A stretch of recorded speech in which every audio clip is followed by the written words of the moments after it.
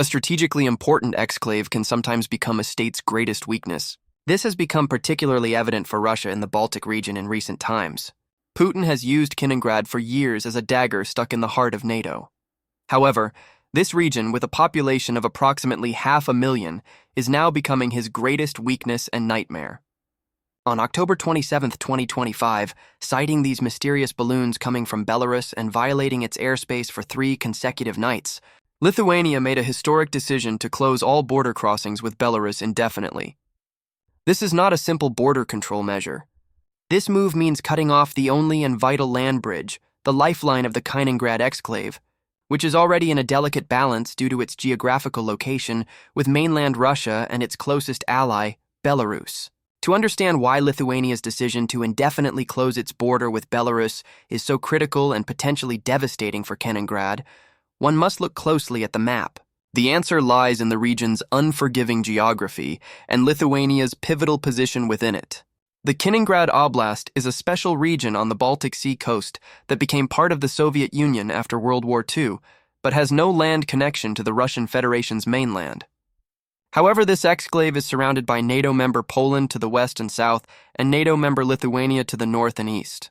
This geographical isolation makes Kaliningrad both a strategic outpost for Russia and an extremely vulnerable piece of land.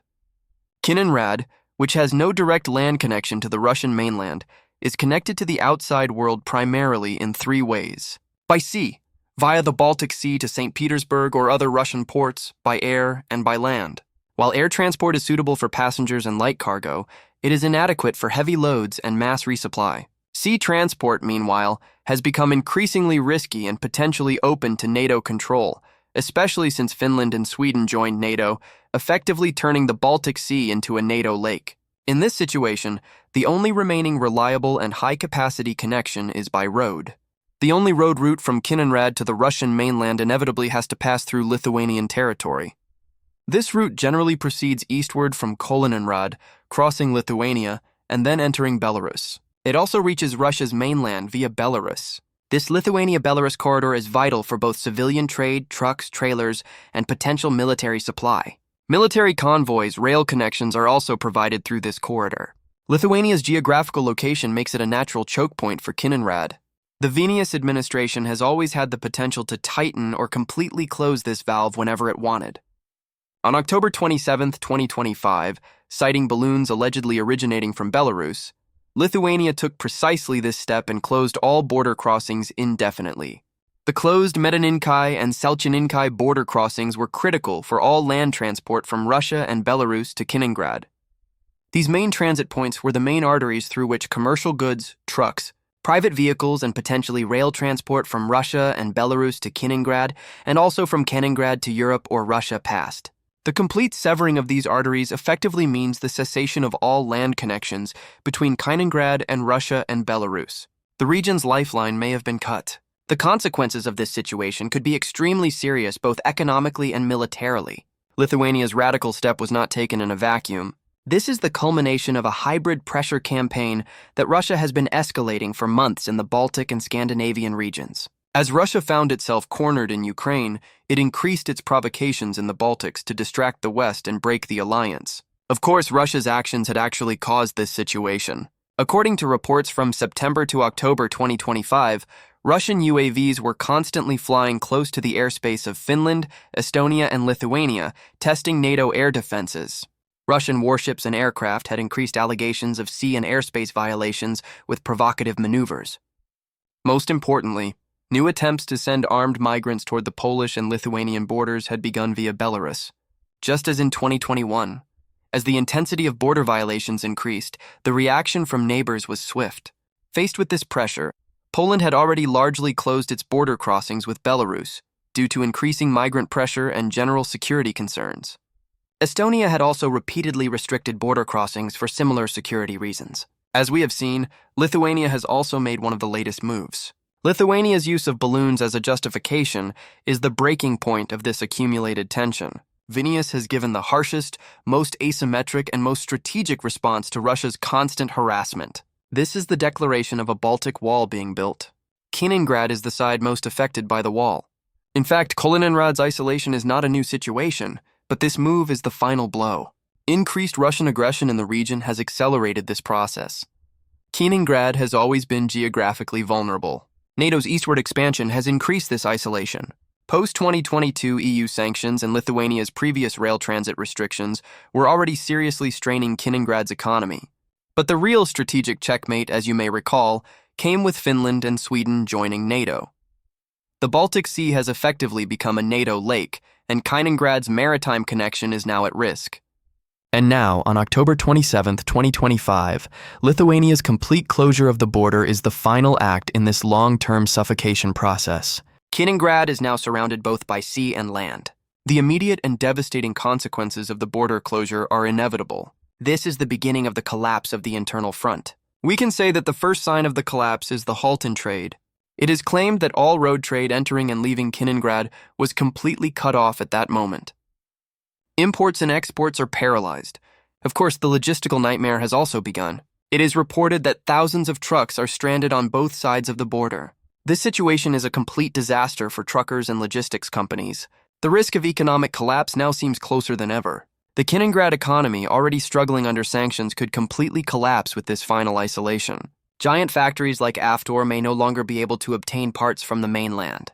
Shortages of basic necessities, exorbitant price increases, and mass unemployment are no longer a possibility, but a certainty.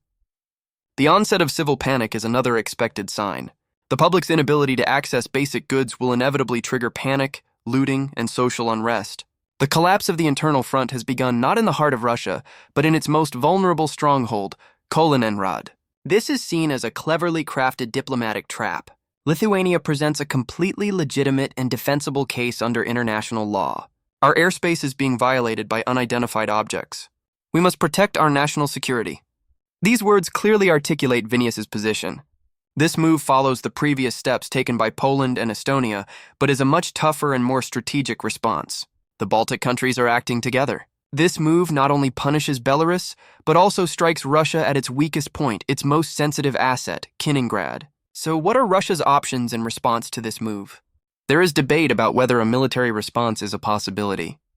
Attacking Lithuania would trigger NATO's Article 5 and mean starting a war against the entire NATO alliance with an army that has already failed in Ukraine. This would be suicide. Diplomatic options are limited. Moscow did not foresee this move. While Putin thought he would divide the West with hybrid harassment, he has united the West and trapped himself. As we can see, this move has sealed Kaliningrad's long-term fate. The exclave has been irrevocably severed from the Russian mainland. The only supply routes now are via the Baltic Sea, which has become a NATO lake with the participation of Finland and Sweden, or via a limited air corridor. Both of these routes are expensive, slow, and most importantly subject to NATO's military discretion. This situation logistically strangles the massive Russian military presence in Kaliningrad, removing it as a threat and turning it into a burden that must be defended. An army that is logistically strangled cannot fight. Military weakness is inevitable. Moscow must now consider how to manage an exclave that is economically collapsing and socially primed to explode. This is a terrible headache that will further divide resources focused on the war in Ukraine. Lithuania's bold move shows how a seemingly minor event can have enormous geopolitical consequences in the midst of escalating regional tensions. Russia's strategic stronghold of Kaliningrad is now encircled both by land via Lithuania and Poland, and by sea via the Baltic Sea, logistically crippled and on the brink of economic collapse. This is a heavy blow to Putin's power projection in Europe. Kaliningrad's land bridge has been severed, and the consequences of this catastrophe have only just begun. The walls of the fortress no longer stand as solid as before. They appear to have been razed to the ground, and those left outside those walls are now only Moscow and its helpless vassals. However, Lithuania's removal of those steel barriers on October 27th did not merely seal a land border. This move pulled Putin's and the isolated garrison in Kaliningrad's last escape route, their last supply artery, namely the Baltic Sea, into a much larger, much more ruthless, and much more sophisticated trap like a funnel. When the land wall was erected, strategists in the Kremlin believed they could still supply Kaliningrad with cargo ships departing from St. Petersburg. Petersburg moved their fleets and harassed NATO from the sea. However, this was the final move in the ingenious trap NATO had been waiting for months, one it had set up on the diplomatic chessboard. Because with the completion of the land wall, the final and most deadly phase of the Baltic Sea operation, the strategy to strangle Russia at sea was now beginning. This was not just a wall, but a steel cage whose walls, ceiling, and floor closed simultaneously. As mentioned, Sweden's accession to NATO had completely changed the military geography of the Baltic Sea, never to be the same again. The Baltic Sea was no longer a Russian playground geographically. It was effectively and strategically a NATO lake. With Lithuania closing its last land gates, this lake theory turned into a harsh reality. At the center of this new reality is a single piece of land. The Swedish island of Gotland, nicknamed the unsinkable aircraft carrier, located right in the middle of the Baltic Sea. For years, Russian generals had fantasized about occupying Gotland within the first 48 hours of a potential conflict, using it as an outpost to control the Baltic. Now that island has conversely become a NATO dagger used to trap Russia in its own ports. When the land borders are closed, there is only one route left for Russian ships departing from St. Petersburg to supply the isolated garrison in Kaliningrad. That is the narrow sea corridor passing through the Baltic Sea, and the island of Gotland stands guard over this very corridor. Sweden, with NATO's full support, is filling this island with the world's most advanced anti-ship missile systems. The Swedish-made RBS-15 missiles and Norwegian Sea Attack missile batteries, stationed on the island with their range of hundreds of kilometers, turn every square meter of the sea around Gotland into a death zone. Now a Russian supply ship, a warship or a ghost ship with its tracking system, turned off like the Alexander Shabalin, is visible on the radar screens of those invisible hunters on Gotland from the moment it leaves port. The chances of these ships surviving the narrow gauntlet between the missile batteries along the Polish coast and those around Gotland are virtually non-existent. This is not just a military blockade, but a critical operation that prevents the army and people in Kaliningrad from breathing from the sea. The anti-ship missiles deployed by Finland on the shores of Helsinki and by Estonia on the shores of Tallinn can mutually lock the entrance to the Gulf. This means that any Russian warship daring to leave St. Petersburg, the main base of the Russian Baltic Fleet, will be caught in the crossfire of two NATO countries before even reaching the open sea. The Russian Baltic Fleet is no longer a fleet. It is a hostage trapped in its own port, unable to move. This situation has geographically divided the Russian Baltic Fleet in two and strategically paralyzed it. The main striking force of the St. Petersburg Group fleet is trapped inside the Gulf of Finland within NATO's missile range. The other half of the Kaliningrad Group fleet has been transformed into a garrison force in the port of Kaliningrad. Surrounded by land and sea, running out of fuel and ammunition, these two fleet components can no longer unite or assist each other. They are like two separate prison cells in the same sea, cut off from each other. When land and sea routes are completely cut off, the Kremlin has only one hope left to supply Kaliningrad, a single extremely expensive and vulnerable artery. That is the air bridge.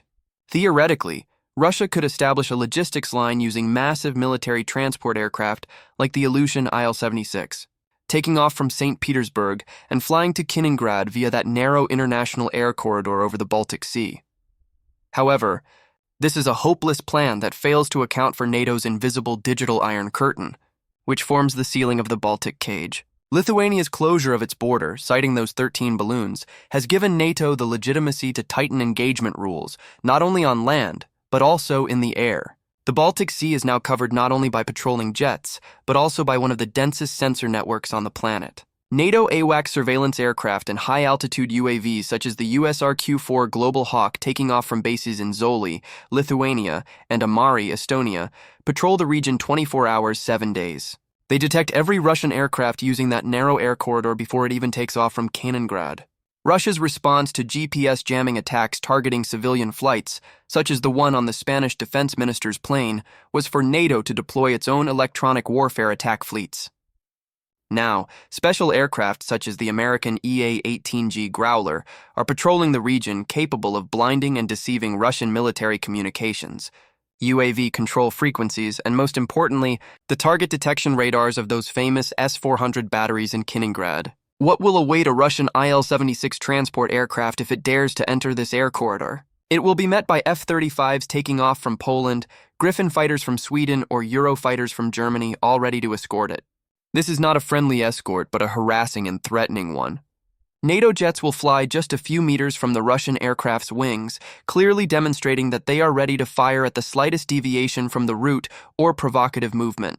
This situation makes an air bridge to Kaliningrad militarily unsustainable and politically unacceptable. Each flight carries the potential spark of a third world war. The ultimate effect of Lithuania closing its last gates on Belarus and Russia is a slow and humiliating economic and political decay, far more painful than a military defeat. The game is over for Lutsenko. The vital railway corridor opening China's Belt and Road project to Europe has now come to a halt, crashing against the steel walls of Poland and Lithuania. For Minsk, this means billions of dollars in transit revenue evaporating each year. A dictator who cannot promise prosperity to his own people, whose only source of income is dependent on Russia's goodwill, is no longer a leader, but merely Moscow's bankrupt governor. He has become the first pawn sacrificed in Putin's gamble. For Putin, however, the situation is much more complex. In addition to having to shoulder Belarus as a burden, the Russian leader has also lost Kaliningrad, his own dagger.